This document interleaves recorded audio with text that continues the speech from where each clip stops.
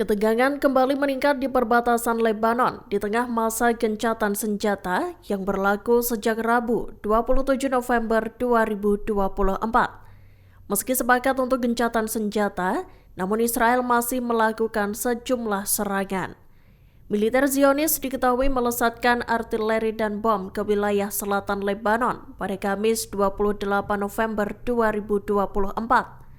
Serangan tersebut menandai pelanggaran kesepakatan gencatan senjata antara Israel dan Lebanon.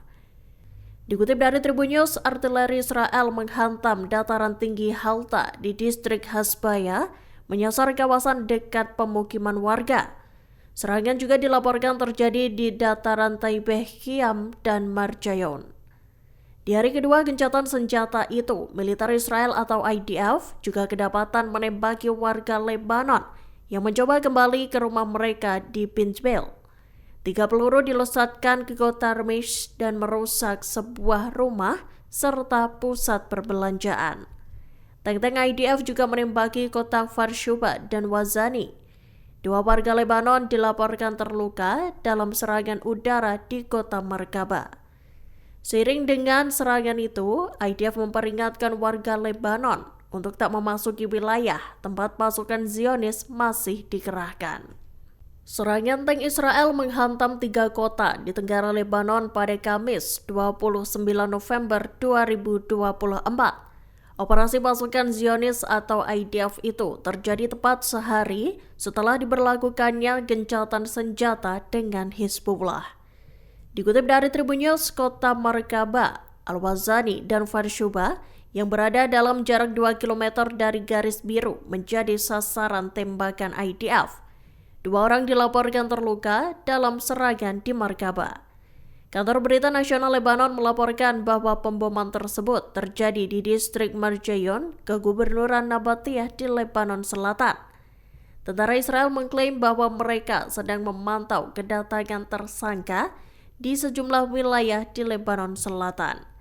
Mereka lantas menyebut Hizbullah melakukan pelanggaran gencatan senjata yang telah disepakati sebelumnya. Di sisi lain, militer Lebanon tersebut juga menuding Israel melanggar kesepakatan lantaran tetap melancarkan serangan artileri di beberapa wilayah. Sebagai informasi, Israel dan Lebanon sepakat melakukan gencatan senjata selama 60 hari. Gencatan senjata tersebut resmi dimulai pada Rabu 27 November 2024 pukul 4 pagi waktu setempat. Pasukan Israel atau IDF melarang warga Lebanon kembali ke 10 desa yang dianggap sebagai zona sensitif. Larangan tersebut digaungkan oleh juru bicara bahasa Arab IDF Avichai Adrei lewat X-nya pada Kamis 28 November 2024. Diketahui, larangan itu mencakup desa-desa seperti Sheba, Marjayon, Al-Habariyah, Arnon, dan Al-Mansuri. Sedangkan 5 lainnya adalah desa Yahmar, Al-Khantara, Sakhra, Barashid, dan Yatar. Dikutip dari Tribun News, Adrei menyatakan bahwa warga Lebanon yang bergerak ke desa-desa tersebut justru menempatkan dirinya dalam posisi bahaya. Padahal saat ini Israel dan Lebanon telah sepakat untuk melakukan gencatan senjata. Kesepakatan tersebut resmi dimulai sejak Rabu 27 November 2024 pukul 4 pagi waktu setempat. Disebutkan Israel dan Lebanon setuju untuk melangsungkan gencatan senjata selama 60 hari. Setelah kesepakatan itu diterapkan, warga Lebanon berbondong-bondong kembali ke rumah mereka.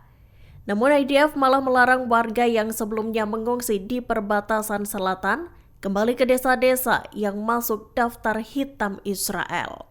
Militer Israel IDF melancarkan 2 serangan udara terhadap aset Hizbullah di Lebanon Selatan. Diketahui serangan tersebut terjadi sehari setelah Israel dan Lebanon sepakat melakukan gencatan senjata selama 60 hari.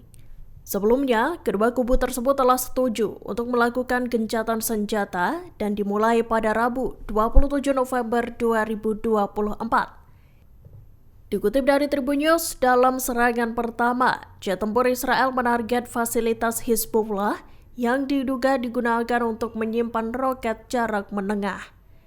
IDF mengklaim serangan tersebut dilakukan setelah mendeteksi adanya aktivitas mencurigakan di area lokasi.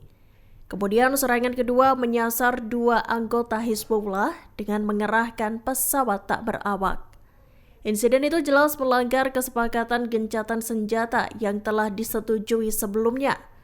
IDF juga melesatkan tembakan peringatan di beberapa wilayah Lebanon Selatan untuk membubarkan operasi Hizbullah. Israel lantas menuding bahwa Hizbullah melanggar kesepakatan gencatan senjata. Pemimpin Houthi Yaman Abdul Malik al-Houthi pada Kamis 28 November 2024 menegaskan bahwa kelompoknya akan terus melancarkan serangan terhadap Israel. Serangan itu akan dilakukan meski gencatan senjata antara Israel dan Lebanon sedang berlangsung. Seperti diketahui, Israel dan Lebanon sepakat menggelar gencatan senjata selama 60 hari.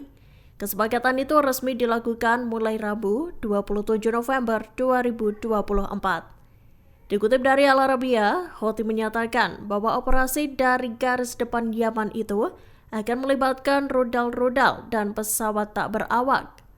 Houthi sendiri merupakan bagian dari poros perlawanan yang secara berkala melakukan serangan terhadap pasukan Zionis. Kelompok tersebut melakukan operasi untuk mendukung rakyat Palestina. Selain itu, Houthi juga memblokade jalur perdagangan dan pengiriman yang melintasi Laut Merah serta Teluk Eden. Di tengah krisis perekrutan yang dihadapi militer Israel, pemerintah negara tersebut dikabarkan telah beralih menggunakan tentara bayaran.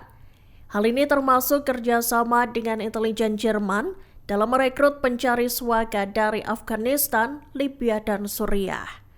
Rupanya para tentara bayaran itu ditawari gaji bulanan senilai 4.000 hingga 5.000 euro.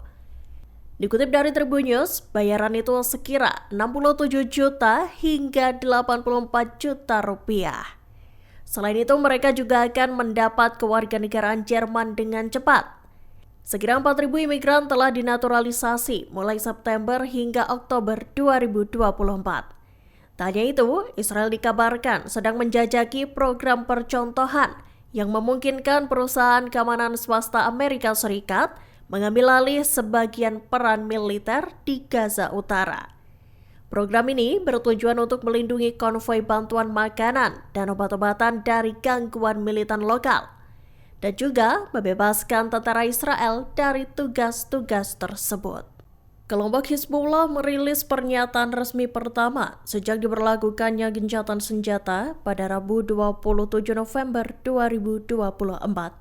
Dalam rilisnya, Hizbullah mengungkap telah menewaskan lebih dari 130 tentara Israel dan melukai lebih dari 1.250 lainnya. Korban dari pihak Israel berjatuhan dalam kurun waktu kurang dari 2 bulan. Dikutip dari Tribun News, 1.666 operasi militer telah dilancarkan oleh militan Lebanon tersebut. Operasi ini termasuk 105 misi khusus Khaibar yang menyasar lokasi-lokasi sensitif sejauh 150 km di dalam wilayah Israel. Hizbullah menggunakan roket balistik, rudal jelajah, dan drone serang canggih dalam serangannya. Militan Lebanon itu lantas mengklaim telah menghancurkan peralatan tempur pasukan Israel secara signifikan. Dalam pernyataannya, Hizbullah mengungkap telah menghancurkan 211 pangkalan militer, 35 drone dan pesawat tempur, dan 76 pusat komando. Selain itu, sekutu Hamas tersebut juga menggempur 14 kamp pelatihan militer, 10 pangkalan udara, dan 55 bunker artileri.